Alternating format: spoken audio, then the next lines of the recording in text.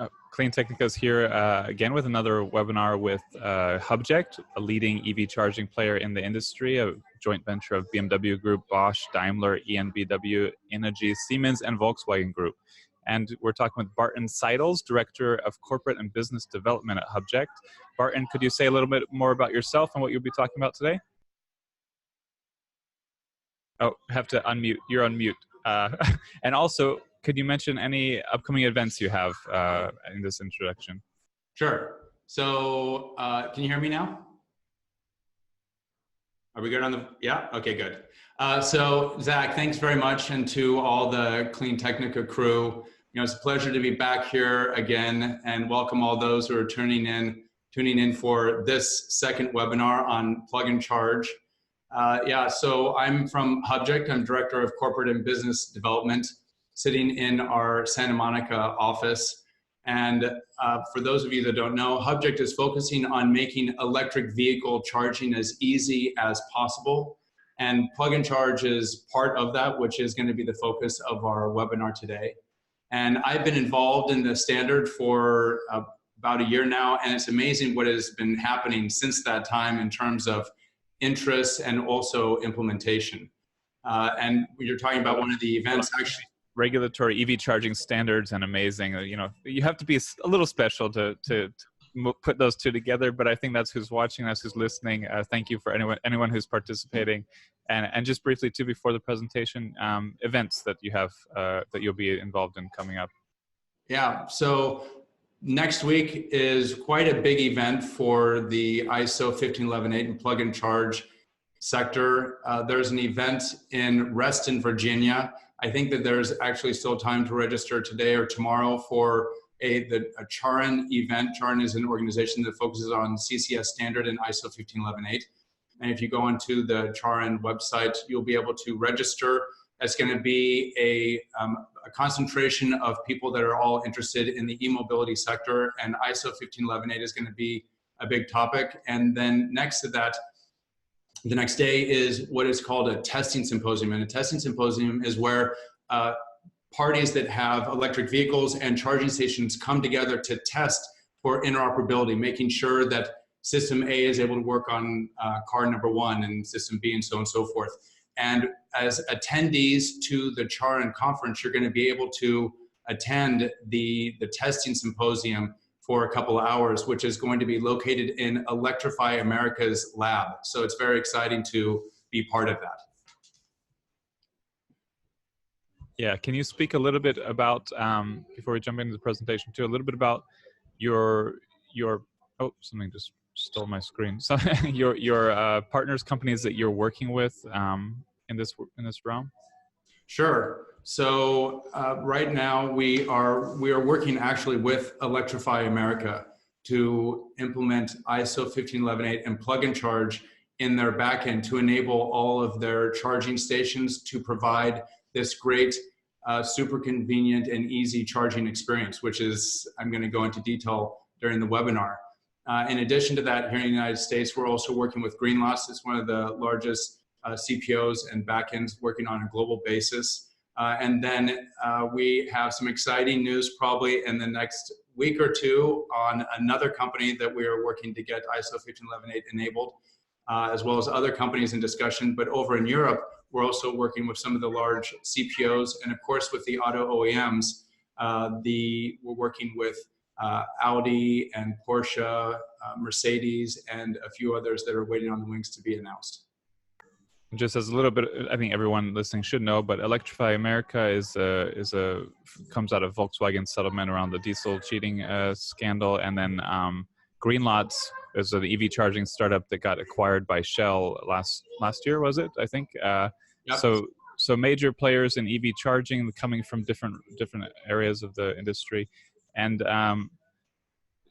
one more thing maybe before we get into the presentation, and we can save questions. Anyone who has questions can use the Q&A box here on Zoom. Right. What cars are Plug&Charge enabled? With what cars are Plug&Charge enabled now? Where can they charge? So right now, this is why 2019 has been really kind of a waterfall year of a lot of things happening. So this year we will see The Audi e-tron is going to be kind of the first large in production vehicle that is going to be ISO 15118 enabled. The first one was actually the Mercedes Smart, the little small passenger vehicle.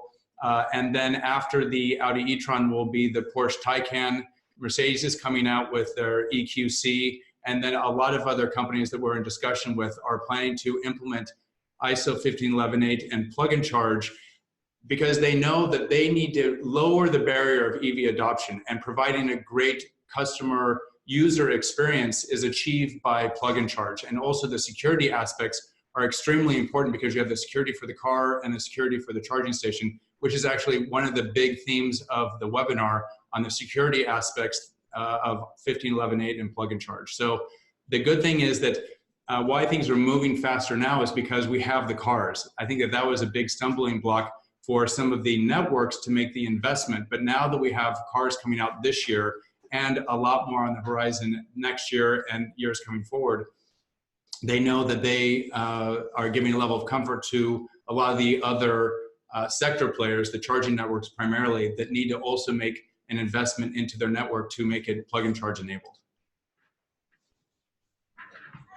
Yeah, I interviewed, EV charging leaders for years, whether Fastnet, Greenway, EV Box, ChargePoint, etc. Mm-hmm. And whenever I asked about like when are these faster chargers coming, you either got sort of like it was either direct or indirectly cleared that, well, you need the cars. We're not going to invest a ton of money in fast EV charging or better certain kind of EV charging improvements unless the cars are compatible with it, And so I know it's all going hand in hand with automakers. We just had this exciting ID3, Volkswagen ID3 reveal this week. Got a lot of attention. We've had a lot of fun discussions about that.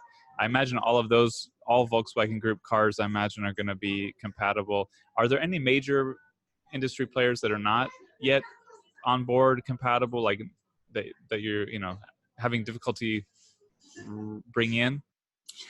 Well, a lot of the big OEMs have stated publicly, there's records, let's say through CPUC, and also just their intention is to implement ISO 15118, because remember, ISO 15118 is a standard, and this standard comes from an international standard body. So auto OEMs, it's very important for them to look at something that has a duration, something that is going to be with them from a long time, a standard. And as more people implement the standard, then you get scalability. But to answer your question in terms of cars, right now, Plug&Charge is only able to be implemented and used on CCS standard cars. So that means that CHAdeMO vehicles, primarily, let's say Nissan vehicles, and then some other manufacturers, don't have the ability to have Plug&Charge, but they have kind of an alternative option there. But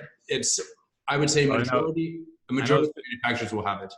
For years, I would say there's been this discussion, this question or comment that sooner or later, so these other players that use CHAdeMO are going to have to switch to CCS in Europe and US potentially. But it's a debatable topic still. But I know there's a lot of expectation that that's sort of the long-term decision play. But CCS has grown enormously, as you've seen. It's now expanding into Asia. Again, Singapore has indicated that they are going CCS, and it's growing like crazy. And when you see that Tesla is actually installing CCS ports on its vehicles into the Tesla Model 3, that is a clear indication as to where things are going.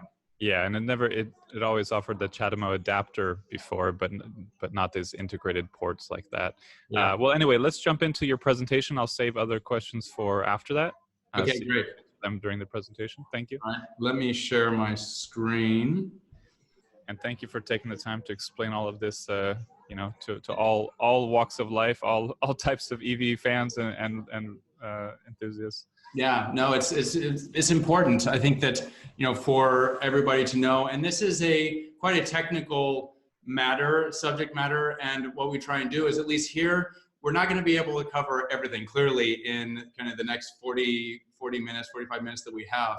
But the idea is to inform people as to a little bit more as to what Plug&Charge is, and some of the important elements as to why it gives a level of comfort for both the auto OEMs and the charging networks, and also what we call the mobility operators. And I'll define those in a couple minutes, but we got some really good feedback from the first webinar that we had a couple of about 6 or 8 weeks ago. And so we included some of those in there today. And some people did ask for a little bit more detail, which is why we wanted to go into kind of that next level and focus specifically on Plug&Charge. So this is really going to be a little bit more of the inner workings, but we also have to attempt to make it understandable for all levels. So let's get started. Is this going to go? And I will interject sometimes with comments or questions, but we'll mostly save. We already have some Q&A rolling in. We'll mostly save those for the end. Okay, sure. So yeah. Okay. Yeah, absolutely. I want to make this interactive, so I'm looking forward to the questions. So as a quick recap, for those that are joining for the first time, this webinar is focusing on the international standard that is referred to as ISO 15118. And this protocol enables the secure communication between the electric vehicle and the charging station. So the portion of the standard that we're going to be focusing on, there's a lot of different documents in the standard. We're going to be focusing on what is referred to as ISO 15118-2, but this recently has actually been changed to the document -20. So what we covered in the first webinar is a quick reminder on the different use cases that ISO 15118 offers in addition to Plug&Charge. So those 4 use cases are Plug&Charge, smart charging, vehicle to grid, also referred to as V2G, and wireless. So with Plug&Charge, what we are going to cover today in more detail, this is going to be the ultimate charging and convenient charging experience, that it gives you secure vehicle charging communication between the electric vehicle and the electric vehicle and the charging station. So all you basically have to do, as the title says, is literally plug and charge. And then the EV will automatically identify who the person is and make sure that it is connected to a trusted charging station. No longer do you need an RFID card or an app. And so in today's webinar, I'm going to go into more detail about that. Then the second use case is smart charging. And why this is important is because this is two-way communication, and this is the communication between the EV driver and the smart grid. And as there are more electric vehicles on the road, this is important for this communication to manage the energy demand to help avoid overloading the grid. And then the third one is vehicle to grid, which builds on the two-way communication. Now we have two-way energy flow. And this is where the EV becomes part of the energy ecosystem, where they become mobile energy storage units, so that the energy that is stored in the battery can then be put back into the grid at the appropriate time when the grid might require it. And it can also use, and it's good for storage of renewable energy, because renewable energy, if it's not used, has to be stored. And then lastly, wireless charging has the benefits of all the previous use cases, but without a cable. So obviously the wireless part. And when it comes to autonomous vehicles, that's going to be absolutely ideal because they won't have anybody there to plug it in. So that's a quick recap of the first webinar of the 4 main use cases of ISO 15118, but now we're going to go deeper into the plug-and-charge use case. So I'm going to be referring to some of the various stakeholders during the webinar, so it's good to define them here. First, we have the mobility operator. They are the one that have the relationship between with the EV driver. And so they would conclude a contract. And an example of a mobility operator here in the States is actually, could be a charging network in addition to auto OEM charging programs, retailers, and fleets. Then we have the auto OEM, the EV manufacturer themselves. They have a clear role because we need a car in this whole process, which has kind of been a little bit of a holdup as to why plug-and-charge hasn't been adopted so much recently. And then lastly, we have the charge port operator, the CPO. They are the charging station owner and operator. And then, in addition to that, what helps tie everything together is what is called a PKI and an ecosystem, which Hubject has already deployed. So as you can see here, that each of the stakeholders have unique digital certificates, and each of these stakeholders is identified by its digital certificate, which is important for maintaining the secure communication of the ISO 15118 protocol and part of the PKI and the ecosystem. So, and what specifically does PKI stand for? Good question. So PKI stands for, I think I have it on the next slide, a public key infrastructure. So I'm sure you're just dying to know what a public key infrastructure is, Zach. I actually am. I'm it's a interesting, you know, I'm like, what exactly is a public key infrastructure? So actually, so in its kind of most raw definition, a PKI is really, it's a set of, as you can see, it's a hardware, software, relies on a lot of policies and procedures and processes which are required to create, manage, store, distribute, and revoke digital certificates and the digital keys. So we use, and you rely on a PKI every day. On your website, if you go up to your browser, you can click on the little lock next to the web address, and you can see up there the certificates from the website and who they have been authorized to be able to be a trusted website. So even though you don't necessarily know what it is, we use them every day.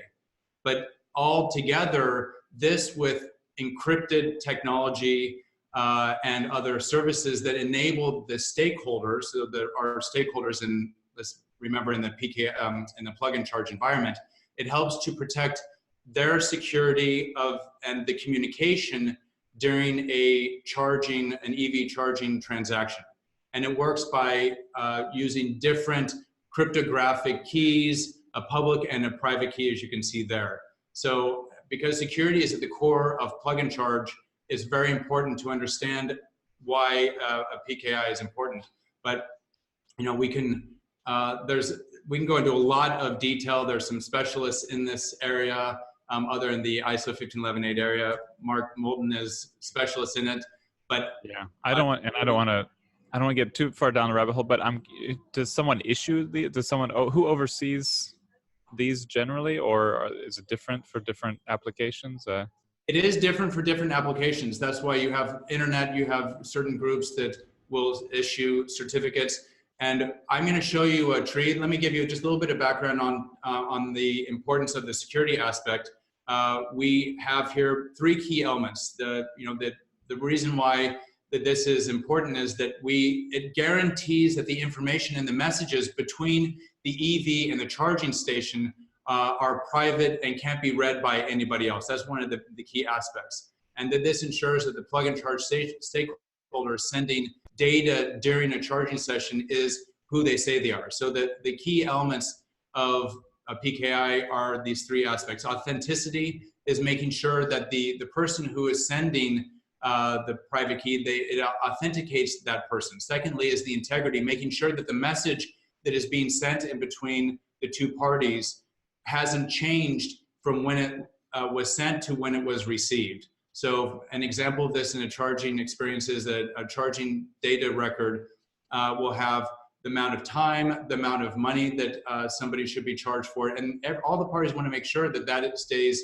the same, that nothing has been modified. So that's the integrity part of using a PKI. And then the confidentiality is fairly clear, is making sure that that nobody is able to read the message. Nobody's able to kind of look in and see what the message is. It stays confidential between the two parties. So because we have charge ports that have access into the grid and the ports into the vehicle, each of these stakeholders want to make sure that there are an important amount, that they rely on the security of these connections, that nothing else is getting into them or no messages are being sent that shouldn't be there. So that's really the importance of a PKI, making sure that everything there's the authentication, the integrity, and the confidentiality of messages. But if we look at this, you were saying like who issues this? Think of it in a very simple term, like a tree. So we have a tree here. And so if we think of a PKI, the terms we use here are very similar. PKI has roots, it has things that are kind of like branches, and then they have leaves. But with a PKI, I want you to think about it upside down. Because in a PKI, the highest level, the highest, in the hierarchy of a PKI, the highest trust anchor is at the root level. So if you use this analogy, the root is the highest authority. And when you're asking who issues the certificate, the root certificate authority is the entity that, that issues certificates further down the chain. And then ultimately at the very end of the PKI structure is actually the certificate, which is called a leaf certificate, which therefore why the analogy of the tree works so well. Well, I mean, to be honest, it does feel a little bit like we're in an upside down world some days lately. So this works for me. The most important question: what species tree is that? I'm just I would think, I'd like to think that could be a beautiful, let's say, oak tree. Since we're, I come from the Midwest, so we had a lot of oaks that died, but whatever it is, green is nice. I'm in Southern California. I could have easily put a palm tree, but it didn't really work so well. So, but the good thing is that the EV driver, fortunately, has no idea about that. And this is why this is on the technical side. This is not customer facing. Hubject only works on a business to business level to enable our clients to offer their customers the best kind of charging and business experience. And so this kind of gives an idea of how the PKI structure works. For those that have seen some of the documentation, they might be familiar with this, which is the PKI structure based on the technical documentation. And so, as I just described, at the top of the hierarchy, at the top of this this graphic, you have the root certificates. These are known as CAs. They're the key component, and excuse the pun of key, of Plug&Charge, which is known as a V2G root CA. CA is a certificate authority. So the root CA plays a special role. First, it can issue and sign all the digital certificates down below, starting with a sub CA1 and sub CA2. And the stakeholders, being the CPO and the MO and OEM, each have their, well, except for the CPO, could have their own root CA. So, and additionally, the V2G root certificate and the public key is important because it actually has to be in both the EVSE, the charging station, and the electric vehicle. And so, as I mentioned on each of the shareholder slide, each one has their own. Has their own leaf certificate. So you can see that here at the bottom. Ultimately, this is what represents each of the various stakeholders. So the charge port, each of these. Just as a quick question for clarification. So do all charging networks have this kind of structure, this kind of a PKI and this kind of certificates, or does it vary? So a charging network might have a PKI for various reasons. They might have an internal PKI, but each PKI would have a specific purpose. This PKI and its structure is specific to ISO 15118 and within the plug-and-charge use case. So if they wanted to, a charging network or an OEM or a mobility operator wanted to have the specific leaf certificates or be part of Plug&Charge, they would have to have a PKI that is in compliant with the documentation of the 15118 standard. So yeah, for different kinds of partnerships or roaming partnerships or different kind of levels of access, you would need this developed either internally or connected to someone else who developed it.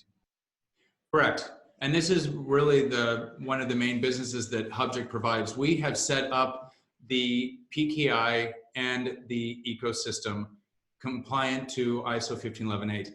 And we have So you created this, yeah, for ISO 15118, and how long did that take? Or, well, it's something we started in 2014, focusing on this when the standard came out in its first edition. And so we've been working on it. We went live with our PKI and our ecosystem in April last year. And so, but it's something that takes a bit of time. One of the most important things in this, as I had on that previous slide, is the responsibility of the PKI. Of course, there's the cost of setting up the PKI at various levels. If you're at the highest level, at the root CA, you have much more responsibility. For example, our PKI and our root CA is what is called an offline root CA, which means that it sits in a vault, actually in two banks. They're the hardware and software, and we have them offline. So there's no way for our root certificate to sign any of these lower certificates. So in this prior image here, ours is offline. So if we want to sign a sub CA, we have to do what is called a ceremony. But so the PKI is required, but we have set all this up so that our partners don't have to. And we've also put in place, and we are compliant to the ISO 27001 standard for IT security, which has been required by some of our clients, but it's just something smart that anybody should do if they have a PKI. And that is part of the responsibility of signing certificates, because anything that comes down from our root CA, we are responsible for. And that is in an electric vehicle, and it's in a charging station. And as you can see here, each of the three the certificates that I briefly described fit into each of the stakeholders. So the charging station has to have what is called a leaf certificate. I know the terms are sometimes a little bit crazy even for me, but this is how it's been defined in the standard. But they have to have what is called a leaf certificate. That comes down from the CPO sub-CA chain. And in the charging station, it also has to have the V2G route. And the mobility operator issues a contract certificate. And then in the electric vehicle, it has to have its own digital certificate to identify the vehicle, which is called a provision certificate. In addition to that, it also has to have a matching V2G route, the same V2G route that is in the charging station. And then you have the contract certificate, which has been concluded by the mobility operator representing the EV driver, which is installed in the vehicle. And this is part of, it ties together the PKI, which we've gone through a little bit, and then is part of the ecosystem. And the ecosystem is really what kind of ties everything together, ensuring the security of the digital certificates and identifying the EV driver with the vehicle, and then ensuring the communication between the charging station and the electric vehicle, making sure that all that is secure. And again, all this is done with the single purpose of being able to plug in your vehicle and not have to do anything else. All the other I was going to jump back to that myself. I mean, the highlight of the system is you plug in and it charges, and you don't have to do anything. So I was just thinking, the wonderful things about these kind of systems, as you're explaining well, is that it's easy because all the complicated stuff is hidden or taken care of efficiently by someone else. I mean, thinking about it the way you presented it, it's like instead of having to go to the automaker, go to the charging network, go to the charging operator, instead of having to go to all those people and get, pass permission back and forth to do something, you're handling all of that for the customer. And then it's just easy. For the business customer, yeah. And then this is, at the end of the day, we are here, what we're trying to do, and all the people in the EV and the e-mobility sector, we want to encourage EV adoption, the purchasing of electric vehicles. And so the auto OEMs, the electric vehicle manufacturers, know that they need to make this as simple as possible. And the networks, the charging networks, have invested an enormous amount of money in their infrastructure. You've got, you see announcements of, let's say, EVgo that is setting up networks, and Electrify America clearly has a high hurdle that they have to invest. they want utilization. And utilization is what helps get them a return on their investment. But utilization comes when it is easy to charge. Of course, we need more charging stations, but we also need to address the use of energy with more mobility, with more EVs that are out in the market, which is, plug-and-charge addresses the kind of convenience, but then smart charging, which is part of ISO 15118 and something that we work with our clients, addresses that two-way communication and making the issue of the grid addressed so that we don't overload, or then people don't say, oh, you're causing extra capacity on the grid. We're trying to address a lot of these issues to lower the barrier. Yeah, and I think anyone who's adopted an electric vehicle, electric car, has learned two things. One, it's super easy to charge. So this is something we, millions of users try to communicate to others, that it's very easy to charge an electric car. Yeah. And two, that it's hard to get people to realize it's easy. So you have this challenge of, you think of all the people in your life, whether grandparents, wives, husbands, whoever, who is going to be concerned and scared to charge a car because they don't know how to do it, right? And you see it at charging stations every day. Basically, if you're charging, people come up to the station and have that confused, scared look on their face. So I've been very big proponent for a couple of years of, we need to make it so stupidly easy that there's nothing to do. So this is what you do, but just interjecting there for a moment to highlight the importance of this, because even though it's easy today, it's not nearly easy enough for the mass market who doesn't want to learn, who's afraid. Basically, everybody's afraid that they're going to not be able to do something. Yeah. So I really can't stress enough the convenience aspect, which you pointed out, because that's what the car companies and the networks and all the players. I mean, it's not. I mentioned those two a lot because they have a lot that is invested, but the good thing is that we have additional companies that are coming into the market to provide solutions for fleets. Fleets are going to be absolutely huge, I think, when it comes to the adoption of electric vehicles and the use of those to transport not only people, but also, say, cargo and for light and heavy duty vehicles. Yeah. We already see some good momentum in the shipping, in the delivery world with that. But something that's been shocking to me is we've been doing these comparisons of the Tesla Model 3 and the Honda Accord and Toyota Camry and whatnot, and you see how efficient electric cars are and how much that can bring down on costs. So it's just a matter of time before fleets take advantage of that. And this is sort of a question that keeps popping into my head: is what does it take? More evidence of reliability with these cars, more proof of operational savings. What's it going to take? But I know in the next few years, at some point, fleets are going to be swarming towards electric vehicles. Well, I was actually down at the ACT conference in Long Beach. Maybe last week, and gave a presentation there. And it is impressive in terms of the commitment by a lot of the, not only legacy car companies, but a lot of the new companies that have popped up. So, Daimler made big announcements with Penske. They're doing things down by the Port of LA. And then you have other car companies. Change is another company here. I mean, there's a lot of really interesting startups in that fleet sector, and then new technologies to help charge them. For example, like their company Amply is focusing on the fleet. And this is, everybody's got a little bit of their segment, but they're all coming up with solutions that are making it easy and solving a pain point. That's, as long as somebody is solving a pain point for a company, then why is that product, why is it not going to be a success? Because that's ultimately what we're trying to help with our clients and everybody else in the sector.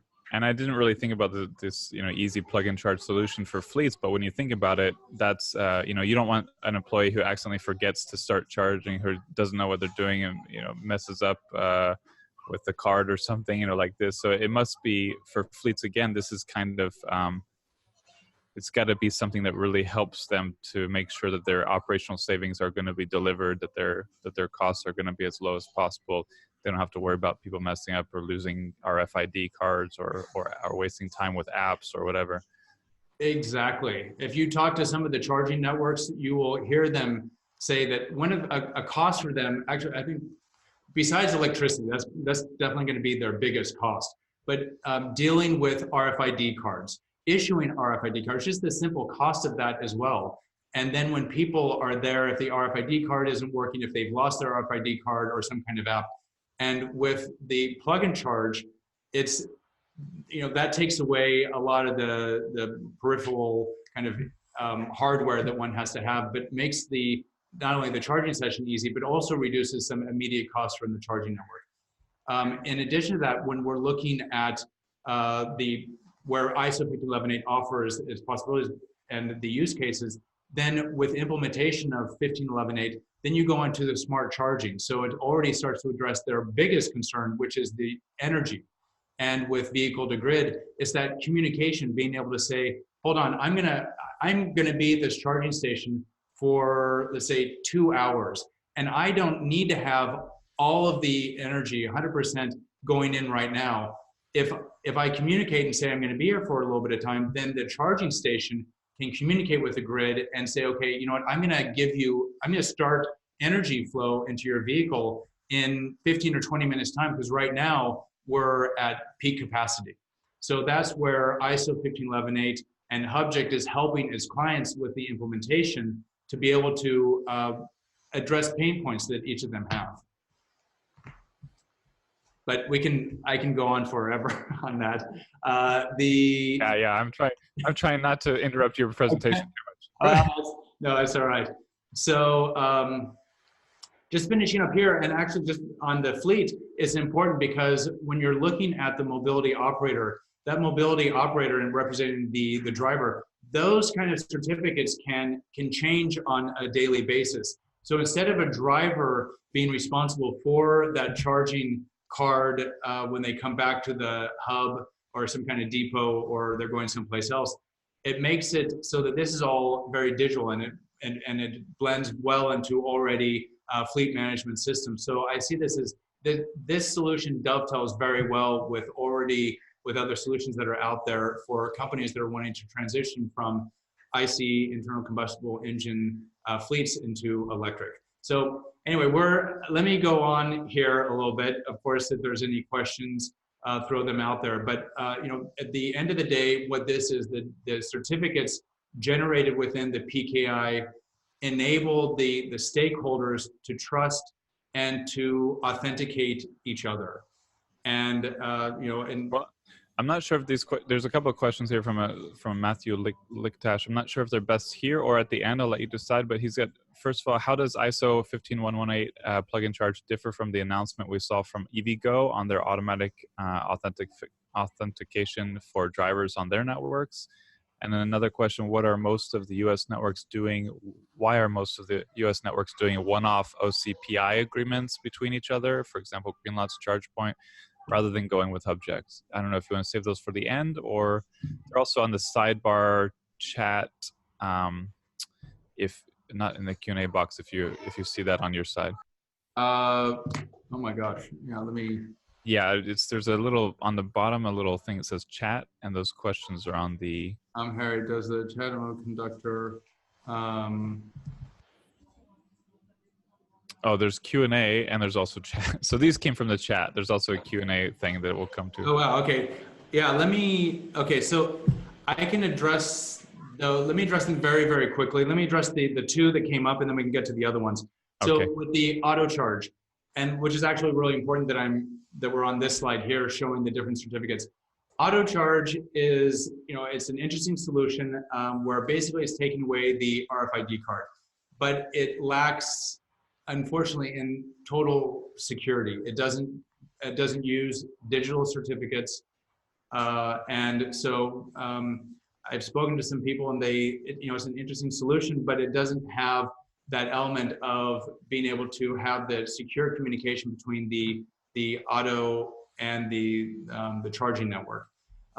It's basically it's a great beginning stage, but to me, it doesn't seem to make sense when plug and charge is possible right now. Vehicles are coming, but investing into the technology that is going to include not only plug and charge, but smart charging and vehicle to grid. It's an interesting technology, but for us, it lacks the security that I think is important for a lot of our clients. And then the OCPI question. So OCPI is one of the standards that is out there. Hubject right now is using what is called OICP. Anything that helps get users to be able to roam and to improve the charging option, give them additional charging options and charging to different networks is very interesting. For me as well, I don't understand why doing a bunch of bilateral agreements is necessarily more interesting than using a hub system, because through a bilateral agreements, you have to do from A to B, then you have to do A to C, and then A to D and A to E, and you have to maintain each of those relationships. And so it's an alternative. I think that we will see here in the US market maybe a slight adoption of maybe both when companies start to see the intense requirement of maintaining multiple relationships between all the different stakeholders, all the different networks. If it works for them, great. I haven't seen, and I don't know of actually many live implementations and use of it. I've seen a lot of announcements. Our Hubject using OICP has over 300 partners that use it in 26 different countries with over 300 partners. So it's proven, it's out there, and you know, it's something that we know works. And but people will, I think the market will decide. That's kind of one of the biggest things. And we are offering an option. We want to remain competitive, so we're always wanting to improve our products and services. So if there's a way for us to help any clients along the way, regardless of which protocol, we're always happy to do that. I think that answers questions for me, and I would be sold on on that answer. Well, but it's a difficult thing that, you know, protocols, you know, even this ISO 15118 is a protocol. And, you know, as more people adopt it, then we get to scalability. And the thing is with Hubject, you know, there has to be accountability as well for a protocol. And so with Hubject and OICP, you know, we are addressing issues. We have releases, and we're very focused on making sure that we're providing a very good protocol. And we're always wanting to improve it. So I would say watch this space. I think the protocol topic is going to become very interesting. So I just say watch this space, and maybe some exciting news will be coming out. So more questions. Let me go on to, I think I've got one more. Let's finish the presentation and then we'll come back to the questions. We have a lot rolling in now, so we'll have to wait for those. Perfect. So, so the ecosystem, which I referred to earlier, is what enables all the stakeholders to securely exchange all these messages and store certificates for reference and manage the active and the revoked certificates, which are part of the PKI. And so now that we have the background of the stakeholders and the various certificates and background of the PKI, I want to go through how all this now kind of comes together and explain the ecosystem and the flow of the certificates, and most importantly, how the contract certificate gets installed into the vehicle. So let me go, is that somehow? Okay, so we have a car. Car, as we've identified, needs to have the provisioning certificate installed in it. As I mentioned before, it also needs to have the V2G route installed in the vehicle. So we need to have, and of course, the charging station. And in the charging station, we need to have the LEAF certificate as well as a matching V2G root certificate. The leaf certificate comes from the charge point operator, and they get that signed from the PKI. Remember the hierarchy where it is signed from the CPO sub CA2. Then this is the ecosystem, kind of all this shows, but the ecosystem you can see as an integration of the public key infrastructure as well as data pools. Data pools is basically databases where certificates can be stored. So as part of that, the auto OEM provisioning certificate is stored in the ecosystem in what is called the provisioning certificate pool. Excuse me. And then we have the mobility operator that concludes a contract with the EV driver. So this is an important part and also a product that we offer, whereby a mobility operator, when they have to conclude a contract, it has to be digitally signed. If they don't have a PKI, all they need to do is just provide us some very basic details about the individual through an identifier and also the identifier of the vehicle. They send that to us. We then sign it with our public key infrastructure, and then we store it in our database. And that is in what we call the contract certificate pool. So we have the e-mobility operator that is concluded in a contract with the driver, and then we have the vehicle that has its certificate and the charging station. So we're all ready. So let's say that now we have, we have then, of course, the V2G root is also stored in the root certificate pool. So let's look at when a charging session happens. The vehicle connects to the charging station, to the EVSE, assuming that this is not a wireless charging session. So the car connects, and then when the car connects, it talks to the EVSE. The EVSE, the CPO backend, connects to our ecosystem, looks for the corresponding contract in the contract certificate pool that matches the electric vehicle for the person that is in the vehicle. And then the contract is passed from the ecosystem into the electric vehicle. So this all happens in very, you don't even think about when you plug it in, all this happens within seconds. And then the authentication happens. So the vehicle is able to know that it can trust that somebody's going to be charged for the charging session. It can trust who it's connected to, and the charging station can also trust the electric vehicle. So this is basically the whole flow of Plug&Charge. In addition to the contract certificate being installed in the vehicle through the charging station, it can also be installed through telematics via the OEM backend, which some electric vehicle auto OEMs have chosen to do it that way. This is a preference for each auto company. So this is really kind of the flow of how it all works. And then what Hubject is focusing on is the management of the ecosystem and the PKI and the relationships between the key parties, also to the auto OEM, but they usually, because they usually have a lot of their own systems, but Hubject is able to offer these services to enable a very easy implementation and enable all parties to be part of a Plug&Charge event. So that's the flow, and that's kind of the summary, simplified version, I hope, of what a Plug&Charge event looks like. Yeah, I only got slightly dizzy. So well, the effects are, yeah, it's to have a bit of fun.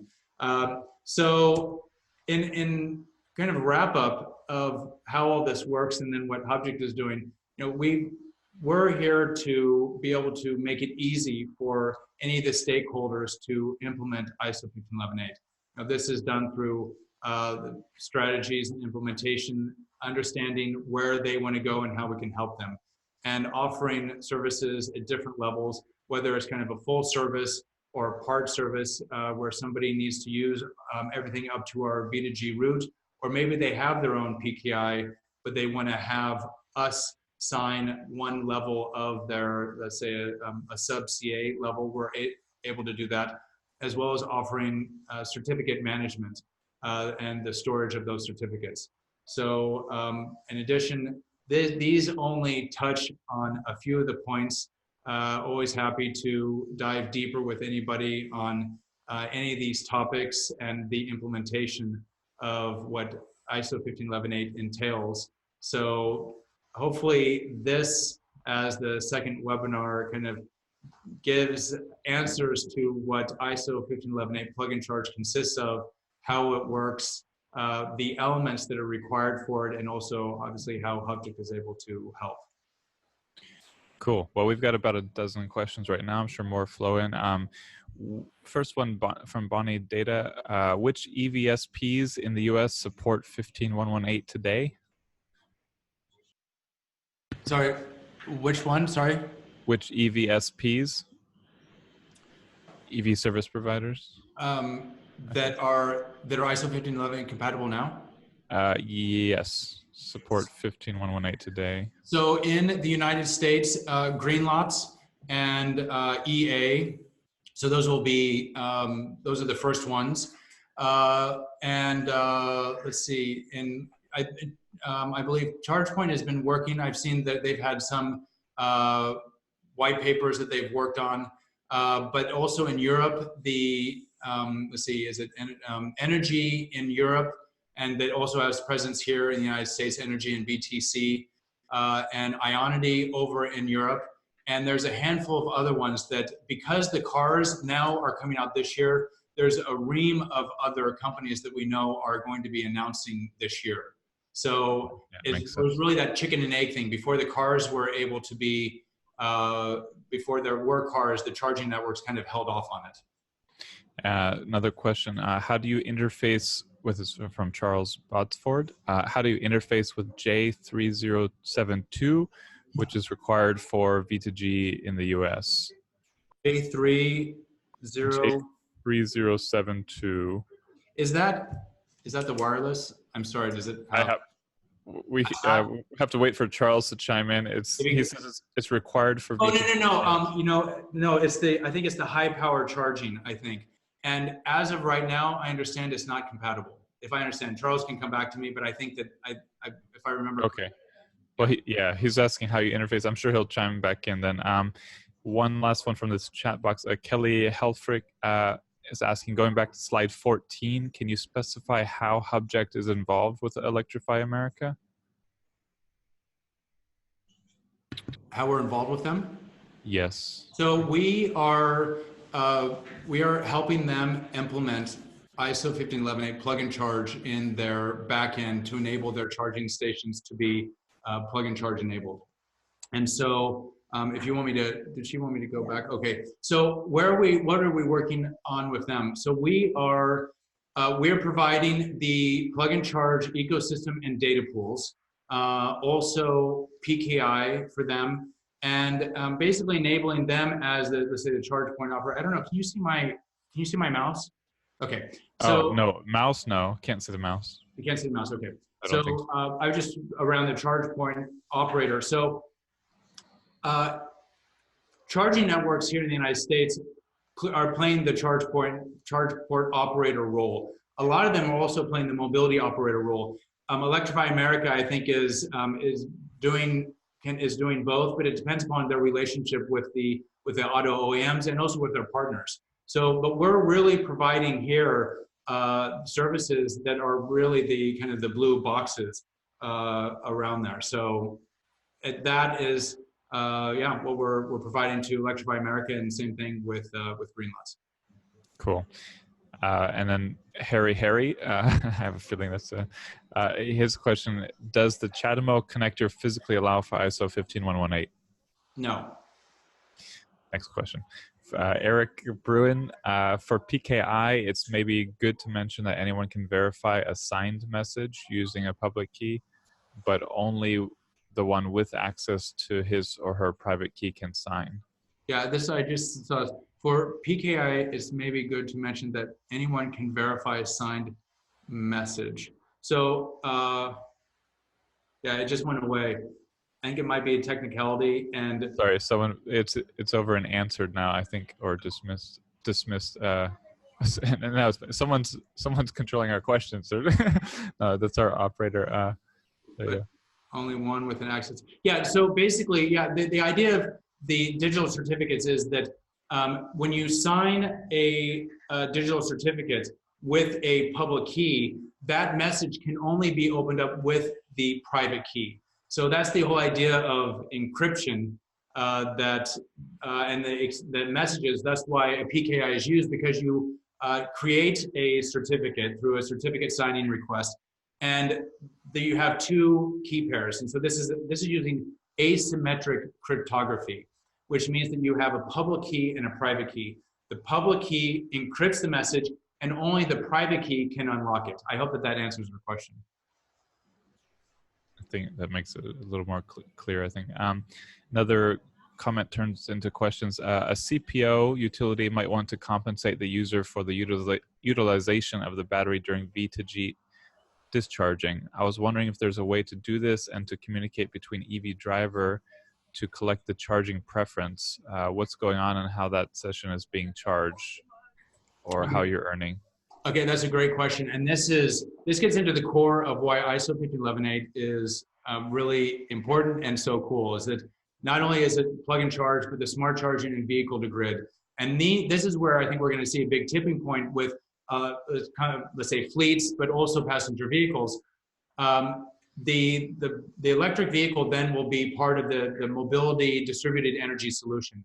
When they are able to store energy, probably at a cheaper time period during the day, and then at a higher period of time, the EV driver, the fleet operator, will then say, yes, use this energy, because they're able to manage. Of course, this is all done through technology and software, but they are able then to provide energy back into the grid. So, and if you think of a fleet, a large fleet, think about school buses. The use of a school bus is very interesting, where it's kind of in the morning, but then in the kind of the high day, it's not being used, and then again in the evening, it's not. And so that is a prime example where a fleet could actually have a second business model of becoming a kind of a distributed energy provider. So the question is absolutely correct, that giving the preferences using smart charging, two-way communication, informing the grid, the CPO or the grid, how long you're going to be there, how much energy you need, is part of providing a solution to that, and being able to offer smart charging and then moving into vehicle to grid, providing the energy back up to the grid. Very cool. And this is all the communication. Remember, ISO 15118 is purely the communication between the electric vehicle and the charging station through the secure digital communications, through these encryptions and the messages, being very, very safe. But it's the first step, plug and charge, into the wider ISO 15118 offerings, which is the smart charging and vehicle to grid. And that's why, I think that plug and charge offers a great solution now and also for the future, especially because of that security aspect. Cool. And we have from Dariusz Zgorzelski. That's the Polish. That'd be Polish pronunciation. I assume if it's American, Dariusz Zgorzelski. Anyway, it's not important. Does certificate belong to the car or to the driver? So the provisioning certificate belongs to the car.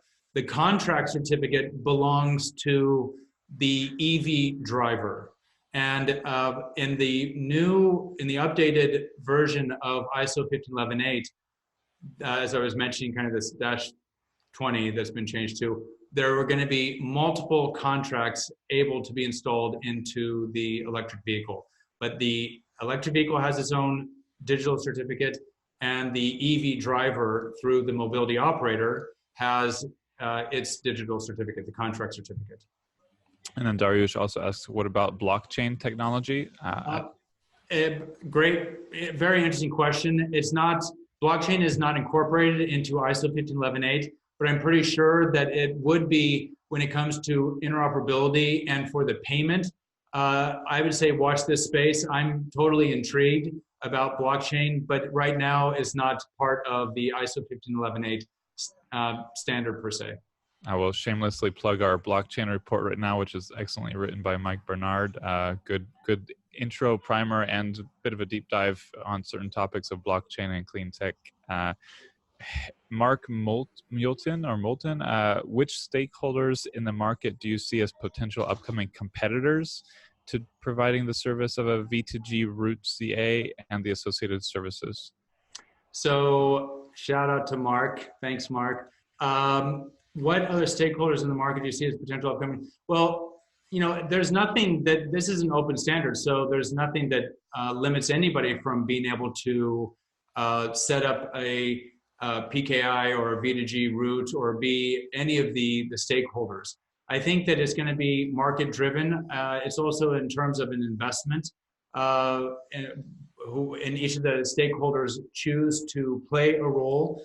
So I see this as open market, but very much market driven. So I think that it's open if people choose to get into it and make a commitment. They have to have, as I went on that one slide with the PKI, you have to have let's say the responsibility and the accountability and trust from all the other actors in the PKI and in the ecosystem.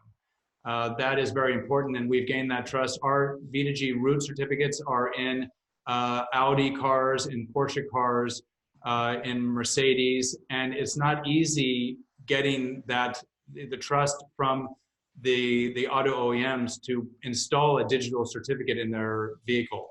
Yeah, so, I can imagine. I'm sure the executives of Audi and Volkswagen are very, very loose with that kind of thing, right? No. So another question from Harry. Harry, how does Hubject compare to the plug surfing platform in Europe? Are they a direct competitor or a differing offering? And I think also, if I'm correct, plug surfing was bought by Fortum, I think.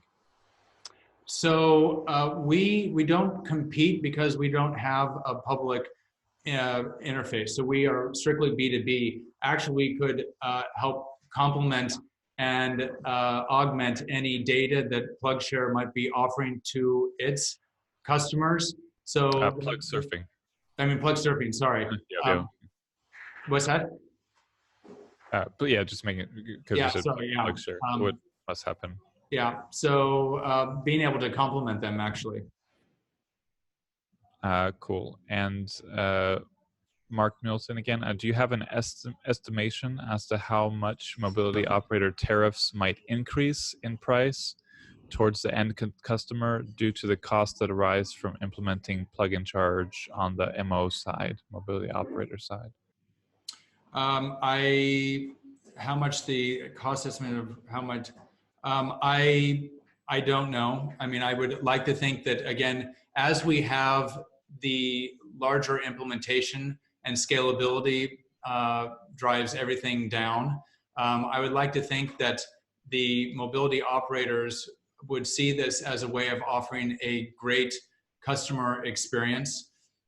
So I don't think that this overall should add a great amount of cost, because remember, they're also offsetting some of the other out-of-pocket expenses that they have with RFID cards, hopefully less customer support. Remember, when somebody calls in to a, let's say, 1-800 number, when somebody's at a charging station, they have a problem, each one of those calls, I think I read somewhere, is probably an average of $7 to $9. And so when you take away that and you have a more seamless and automated charging experience, you're already going to find savings for the CPOs, which then will benefit the mobility operators as well. Yeah, something I was thinking about when we talked about that earlier, and visits to EV charging companies, this sort of hits you for a moment and then you forget about it. And as an EV driver, you just see so many people getting up there and calling, the cost must be pretty tremendous, actually. And thank you for all these questions. I'm glad I didn't have to ask so many good questions. I would never have been able to. Eric Bruin has another one. In Europe, we have Menicus Type 2 plug, and the CCS part that's underneath is ISO 15118 communication possible on every car that supports CCS, even if you use your own Type 2 cable, provided that the charger also supports it.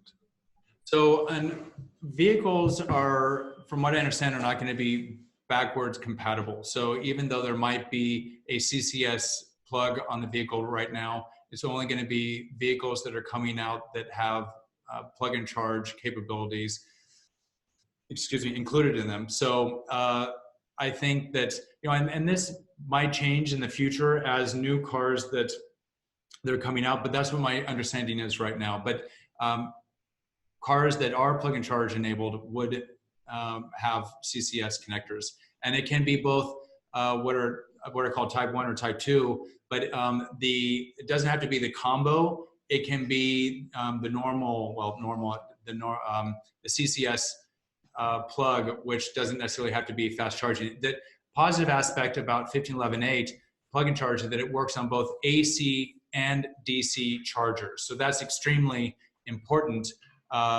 where I know some other solutions maybe only work on AC.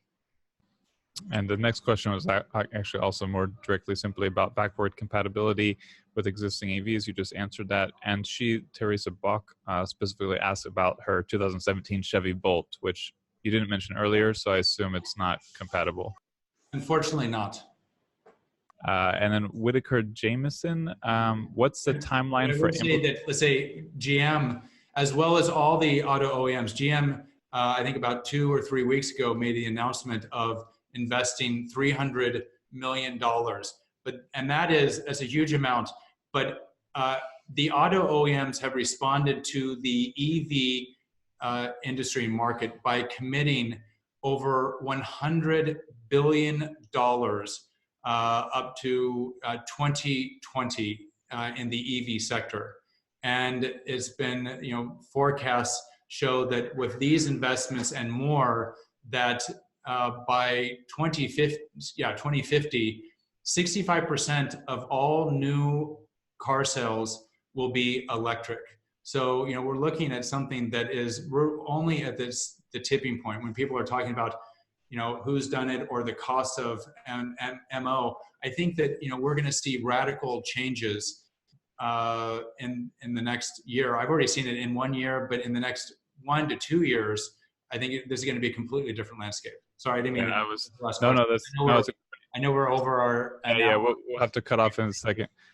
Yeah, no, I actually have to go to Curacao, a little island north of Venezuela, next week, where they're launching an EV association, and I'm tasked with presenting right before or after the Prime Minister on EVs today and in 2025.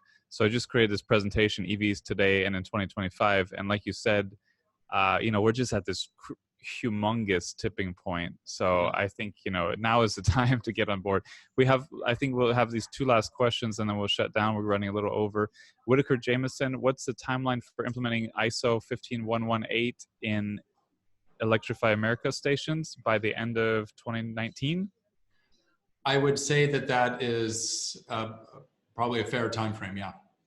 And then Eric Brun, you mentioned multiple contacts could be installed. As an EV driver, I can currently save money by using the right RFID card at a certain station. Will the user have the option to select a contract to use for a charging session, or will there be an automatic selection, or how does it look from the end user side?